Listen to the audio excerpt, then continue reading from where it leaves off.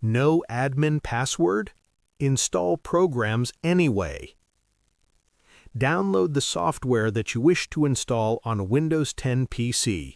Create a new folder on your desktop and drag the software installer into the folder.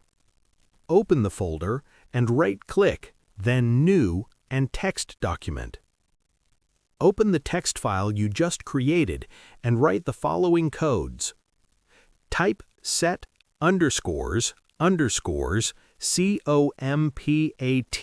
underscore layer equals RunAsInvoker. Then press Enter to start a new line. First, check the file name and extension. Right-click the setup file, click Properties, and the copy file name and check the file extension. Type Start File Name followed by extension. Save as the text file. Click the file, then Save As.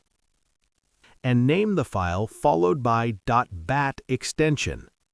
Change Save As Type to All Files.